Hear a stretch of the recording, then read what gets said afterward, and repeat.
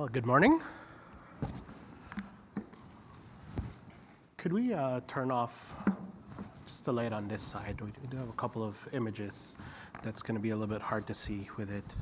All right. Well, I want to thank Elder Pete for mentioning the fact that it was Halloween this past Friday, although I think this year it was kind of overshadowed a little bit by the sixth game of the World Series, right?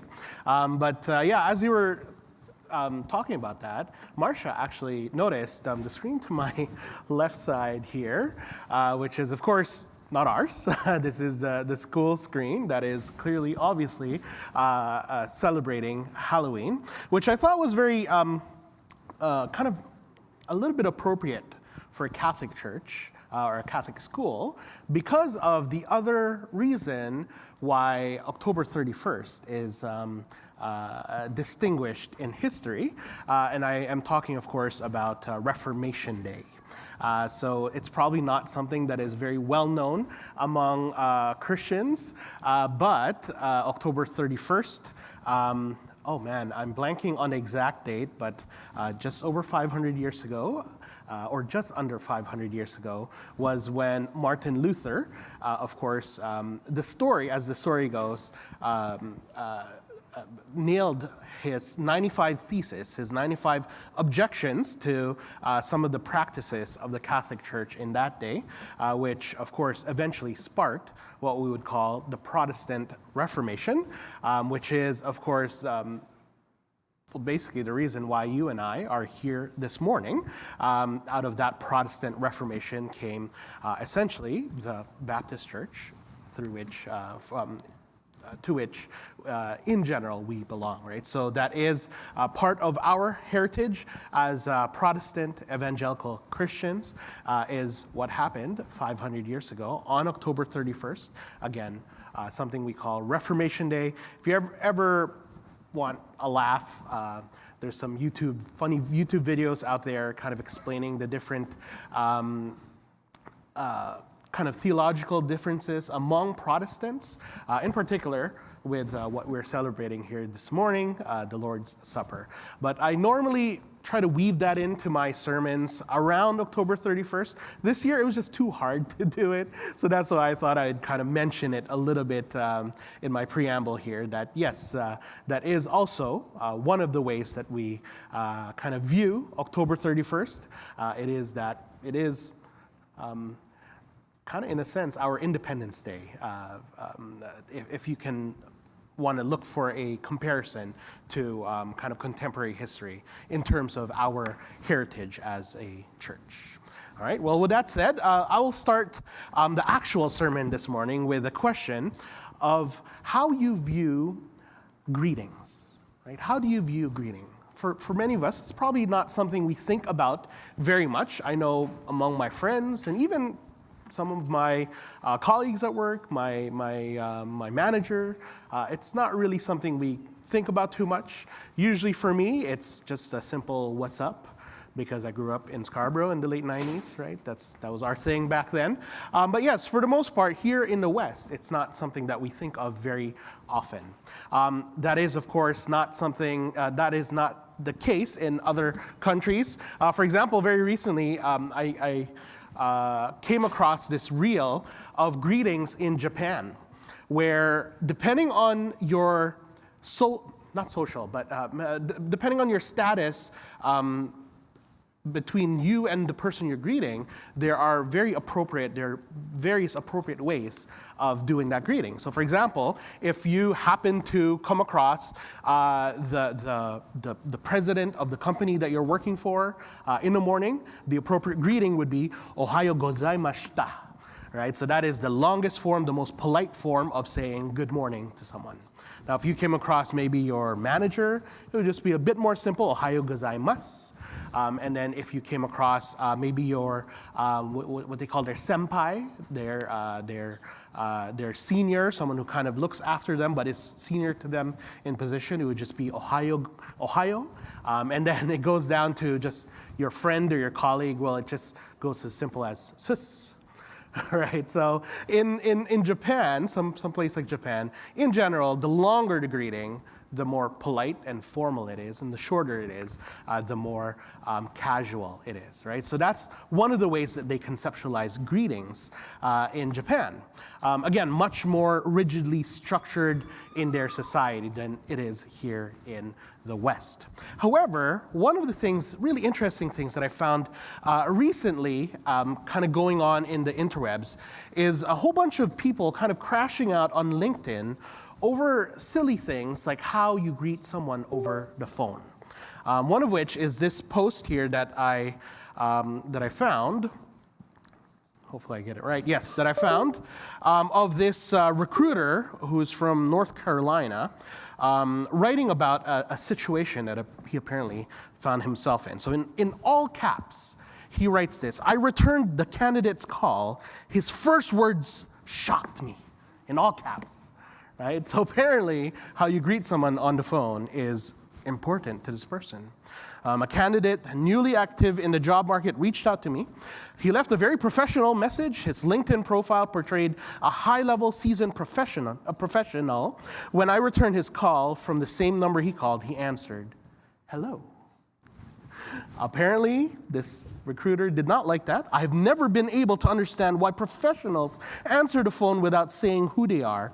They never know who is on the other end and how important they may be to their business or their careers. But a candidate active in the job market who should be expecting my return call should not answer the phone with hello, and certainly not answer with a tone that suggests, how did someone get this number? Which, of course, we can kind of relate to it.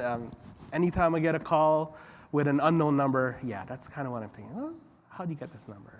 But apparently, yeah, according to this LinkedIn recruiter, this is a big deal, how you even answer the phone. Now, as you can imagine, this was met with a bit of ridicule online. There were quite a lot of comments on this social media post, on other social media. But one of my favorites started off with this: "It's obviously unacceptable to answer just hello." And I put this in format here that we would understand. You have to say, "Hello, is it me you're looking for?" For those of you who don't get the reference, the younger ones, that's Lionel Richie. His song is called "Hello," and it starts with, "Hello, is it me you're looking for?" So that is my favorite response to that whole situation. Now, in all seriousness, while LinkedIn recruiters may be a little too overzealous about how job candidates answer their phones, greetings do actually matter. And indeed, it matters enough that the Apostle Paul would actually command Christians how to greet one another. And it is this one another command that we are going to be covering this morning. If you'll recall, we are going through as much as we can. This is only our 7th sermon in this series. It's supposed to be at the first Sunday of every month. But yes, we are covering the one another commands. And so this is one of these commands: greet one another with a holy kiss, which in our passage this morning, we're looking at from 2 Corinthians 13, verse 12. However, apparently it's important enough to the Apostle Paul that he repeats this multiple times. He repeats this 3 other times in other letters that he wrote. First in Romans 16, verse 16, and 1 Corinthians 16, verse 20, and in 1 Thessalonians 5, 26. And just as a bonus, the Apostle Peter also gives this command in 1 Peter 5, verse 14, although in his command, he just changes it a little bit with, he uses the phrase "with a kiss of love" instead of "with a holy kiss." So just a slight variation on how he gives it. Now someone in our day today, especially 2,000 years removed from these letters, we might kind of view this command with a little bit more of a different cultural lens. Although for people who grew up in Canada, or in Toronto in particular, I'm not sure about other places in Canada, but in Toronto, I suspect that this might not be so strange, and I think it's because of these things right here. Does this look familiar to you? Do you know what this is? Right, yeah. This is a staple of our culture here in Scarborough, in Toronto. This, of course, is the Kennedy Kiss and Ride, the passenger drop-off center area, which I probably doesn't look like this anymore, right? With all the constructions going on, it still does. Okay, yeah. So yeah, we are very familiar with this idea of a kiss and ride, and this, I think, actually really very well encapsulates the concept of a kiss that the Apostle Paul means in our verse this morning, which is obviously not kind of a kiss between lovers, right? It's not an erotic kiss or anything like that, but more of a simple kiss as a greeting, most likely, usually on the cheeks, right? So that's what this kiss is all about. So let's not be offended or be concerned here what I'm talking about. This is just a simple kiss of greeting on the cheek. But as I mentioned, again, depending on your cultural background, it still may be a little bit strange or a little bit different for you. Sometimes even different people of different familial contexts, it might also have a different kind of understanding, a different tone, right? In North America, kissing is generally not a predominant form of greeting anymore. However, in some parts of Europe, in Latin America, and in the Middle East, it still is very much a part of their culture. In the Philippines, I think it still kind of is, right? We have the beso beso, I think is what we call it, right? But again, even amongst different family contexts, it might still be different. So to give you an example within my own family, on my mom's side of the family, a kiss on the cheek is the common way that we greet our elders. So for my Lola, she's my only surviving Lola, my mom's mom, my grandmother, I don't actually mano her, I kiss her on the cheek. That's how I greet her. That is not the case, however, on my dad's side, right? Not better, not worse. There's no real reason or rhyme to that whole situation. It just so happened that that's how we grew up in my mom's side, and that's how we handle greetings on my dad's side, right? So even within different family contexts in the same culture, there might be some slight variations onto about how much of how appropriate it is, or how much kisses as a greeting are used in various contexts, right? But in any case, the key point here is that kissing has been and continues to be a common greeting in many parts of the world today. And in particular, it's common among families, among friends, especially those who are close with and that you are very familiar with, right? It's both a sign of affection and respect for the people that you are greeting. And to give you a biblical example, in Acts 20, Paul was about to leave Ephesus on his way to Jerusalem when he gave this final exhortation to the elders of the church that he had planted there. And this is their response to that exhortation in Acts 20 verses 36 to 38. And when he had said these things, he knelt down and prayed with all of them. And there was much weeping on the part of all. They embraced Paul and kissed him, being sorrowful most of all because of the word he had spoken, that they would not see his face again, and they accompanied him to the ship. Now, so this is a particularly poignant example of this kind of kiss greeting in the Bible, because as you see in verse 38 there, Paul had just told them basically that they were not going to see him anymore. And the reason why is because Paul was headed to Jerusalem, which he was actually warned multiple times, even by the Holy Spirit, that if he was to go there, that he would be under danger, possibly even put to death if he went there, right? So this was definitely a sad case of this greeting where they were showing their affection, again, for Paul, and their respect for him as the person who led them to Christ and planted their church in the way that they kissed him and said goodbye to him in this case, right? So this is a very great example of what this means. This would have been men who were kind of like, mostly men who were greeting each other with a kiss and an embrace, right? So this is just a very common, understood greeting in those days, especially of affection and of people who are close to each other, right? So that is what a kiss is. Again, it's not the kiss between husband and wife, right?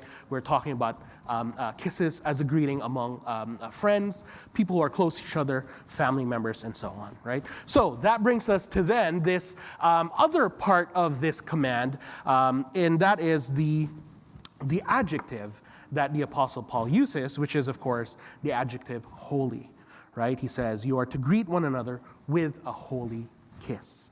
Now, the exact meaning of this is something that is still in question among biblical scholars who don't really know exactly what it means. Although, of course, if you look at the whole kind of testimony of Scripture, and of course, in particular, Paul, who wrote a lot of the New Testament, we can get a very good understanding of what that is. However, before we even look at that, I think one of the ways that makes it easy for us to kind of understand the meaning of something is to look at the opposite, what it does not mean, right? So if there is a holy kiss by which we are to be greeting each other, by which we are supposed to greet each other, there are also unholy kisses, right? And again, I'm only talking about the context of greetings amongst friends. We're not talking about, adultery and so on. We're talking about general kisses as greeting, right? And so the first very kind of obvious example of this unholy kiss is probably the most infamous kiss in the Bible, which is, of course, the kiss of Judas betraying Jesus to the high priest, right? So Mark 14 verses 44 to 46 teaches us this now, or tells us what happened. Now the betrayer had given them a sign saying, "The one I will kiss is the man. Seize him and lead the way under guard." And when he came, he went up to him at once and said, "Rabbi," and he kissed him. And they laid hands on him and they seized him, right? So this is just a sad kind of example of an unholy kiss, a kiss of ultimate betrayal, right? Judas, being one of the 12 disciples, one of the people who were closest to Jesus, would not only betray Jesus, but he would do so using this greeting of affection among friends with a kiss, right? And unfortunately, this is just one of the possibilities when you open yourself up to someone, right? This is just one of the things that you kind of have to make yourself vulnerable to when you have this when you build this close relationship with other people, is the possibility of betrayal, right? As Martin Luther once said, each betrayal begins with trust, right? You can't betray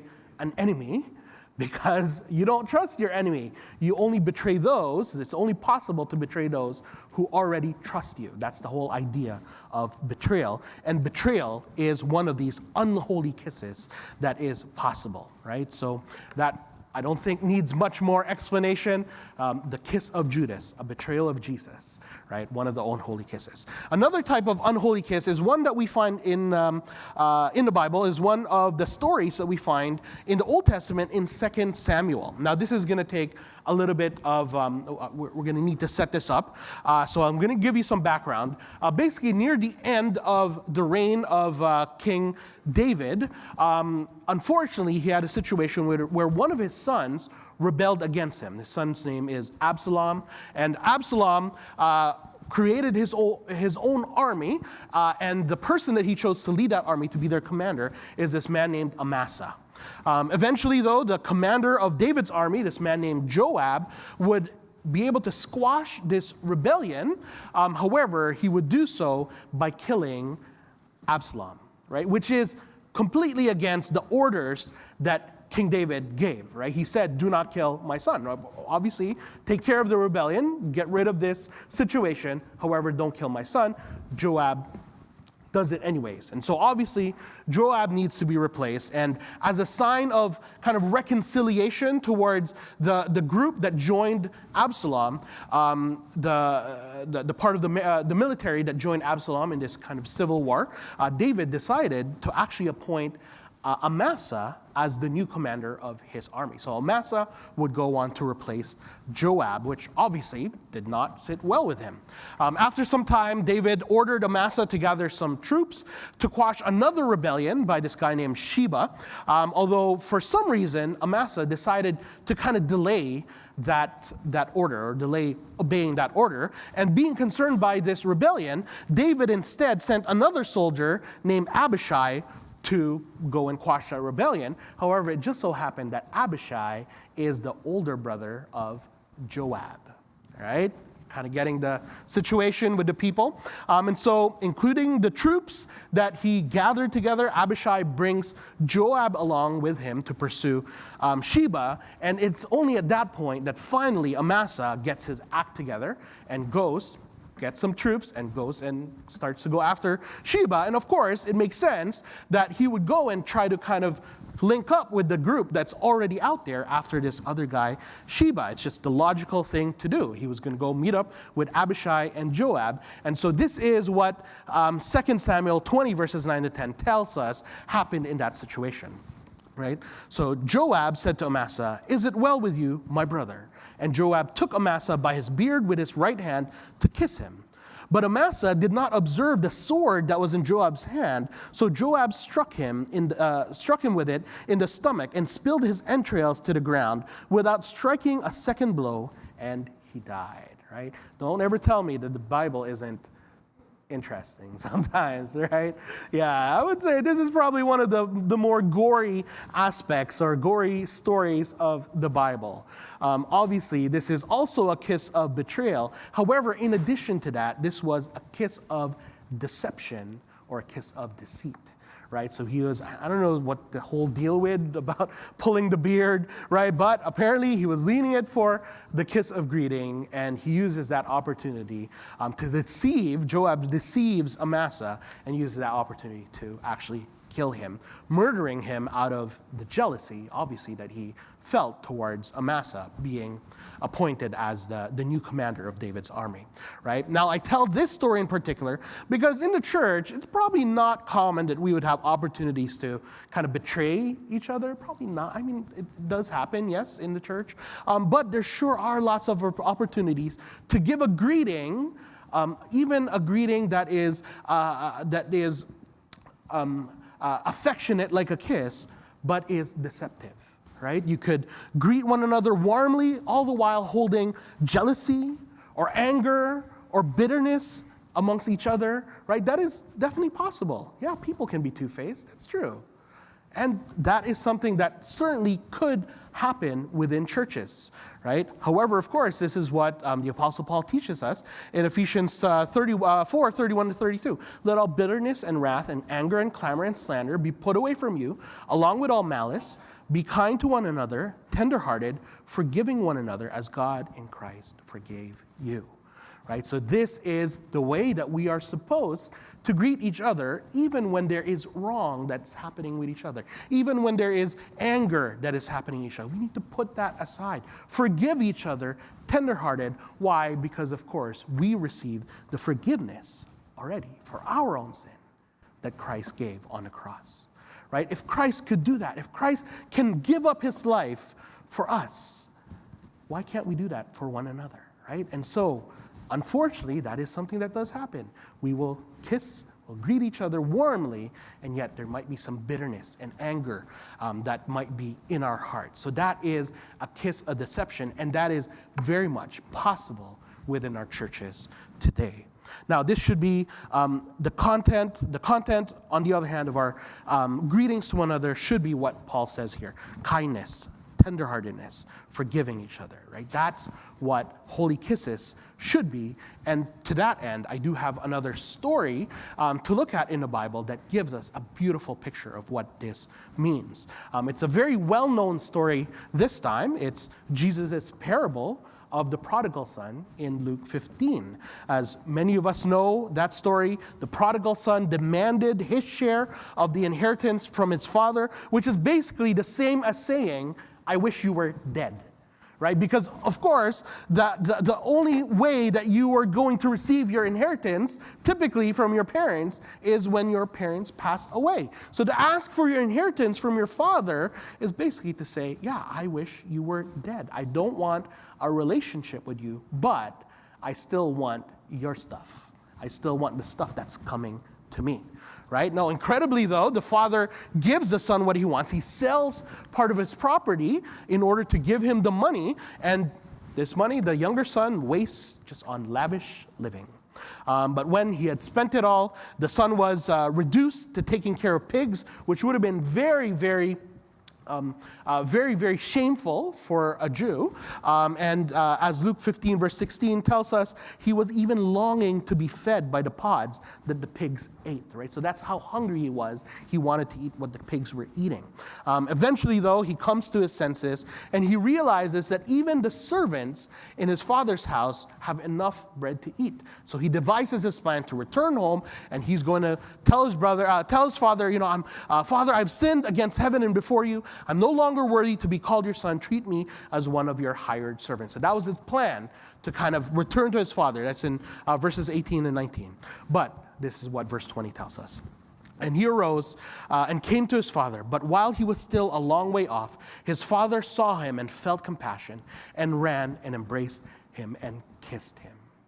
Right? So again, this is the example here that would be the highlight, the kind of the premier example of what it means to have a holy kiss. A kiss of forgiveness, a kiss of grace, a kiss that overshadows all of the wrong that has been done, right? This is what I think the Apostle Paul was thinking of in his command to greet, for believers to greet one another with a holy kiss. It is a greeting that is very much worthy of what he says in Ephesians 4:31 verses 32. Now, here's the thing. Paul would have really understood this in the situation that he found himself in with the Corinthians, right? First of all, he already knows that when you cram a whole bunch of people together from different cultures and maybe even different economic backgrounds, which would have been the most the case in many of these churches that he planted, they would have had different needs and different desires. They cram them all together into a place that you're going to have situations come up. Right? He's going to say, now you're family, now you're supposed to love one another. But how do you do that with these people of different backgrounds? And that's already not kind of a great situation because of the condition of the human heart, because of how sin continues to be present in our broken world. He knows that grace is going to be necessary. But him in particular needed that kind of grace even more towards the Corinthian churches. And the reason for that is, in particular in 2 Corinthians, and this is why I chose 2 Corinthians as the kind of the main place where we view this verse. It's even more important that he needed to convey this need to greet one another with grace, right? So this is actually how he even opened 2 Corinthians 2. For I made up my mind not to make another painful visit to you. For if I cause you pain, who is there to make me glad but the one whom I have pain? Now, the reason he's talking about this, the reference that he's talking about is all addressed in 1 Corinthians. And there are a lot, because there are a lot of things that he had to cover in 1 Corinthians. Now, we don't really realize this because, of course, 1 Corinthians is very famous for the love verses, right? 1 Corinthians 13, love is patient, love is kind, love is does not envy, does not boast, right? That's what we know 1 Corinthians as. However, 1 Corinthians is actually a very angry letter that Paul had to write to the Corinthians, right? He had a lot of issues that he had to deal with: sexual immorality, greediness, swindling, idolatry, slanderous, adulterous behavior, right? And the biggest issue that he had was this church division that was happening among the Corinthians, in the sense that they were kind of picking and choosing and showing favoritism over. In particular, over preachers, right? So some were saying, "Oh, I'm for Apollos, I'm for Paul, I'm for Jesus Christ," right? So there was all these issues that were simmering and happening in 1 Corinthians, and so 1 Corinthians, he writes a very angry letter to them to correct these issues. And apparently, in addition to writing to them, he actually had to visit them in order to basically bring discipline to them, right? Imagine how bad the church there had to have been for the Apostle Paul to need to go physically, personally visit them in order to actually to bring discipline, right? So this is what he's talking about in terms of this painful letter that he had to write and this painful visit that he had to make, right? And so 2 Corinthians is actually a follow-up to this visit. And again, continuing on, verse 3, and I wrote as I did, so that when I come, I might not suffer pain from those who should have made me rejoice. For I felt sure of all you that my joy would be the joy of you all, right? So he wanted to prepare his visit ahead of time, correct all of these issues ahead of time, but in so doing, he had to give them pain. He had to bring down the hammer. He had to give some very, very strong guidance concerning all of these problems that they were having, right? He wanted to be there and to be joyful when he was there and not to be correcting and disciplining people, right? Verse 4, for I wrote to you out of much affliction and anguish of heart and with many tears, not to cause you pain, but to let you know the abundant love that I have for you. Right? So again, this is the context of this command to greet one another with a holy kiss, right? Now, this is important for us because yes, we're supposed to greet each other with grace and love, but part of that grace and love, of course, is the need to correct behavior that is incorrect, to do things that might be painful to each other, but ultimately is loving and gracious, right? So this is very much a situation that the Apostle Paul was living. He wasn't just giving this command to us, he was also needing to make sure that this is a part of his life. This is a part of his testimony to these people who are having all these issues in this church and having to him having to correct them. Right? So now, of course, I'm sure he also means it when he writes to the Romans and to the to the Thessalonians that they should greet each other with a holy kiss. But here in 2 Corinthians, I really think he really, really means it. He really wants to make sure that this is part of the way that they greet one another. Right? So this is what they need to do. They need to kiss.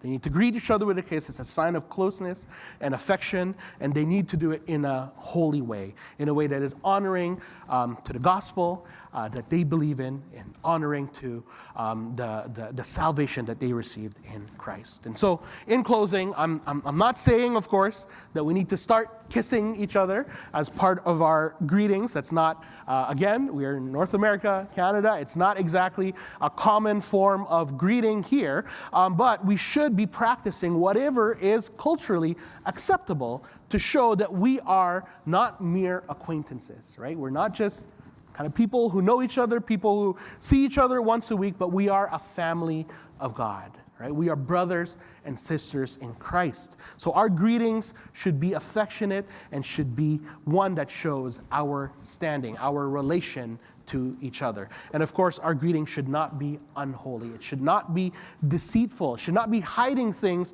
under the surface that need to be addressed. Our greetings need to be genuine and true to each other and how we truly feel with each other. It should be holy. It should be filled with the self-sacrificing grace and love that Christ showed us when he died on the cross, and the gospel, which we celebrate and remember, especially on a day like today when we celebrate the Lord's table.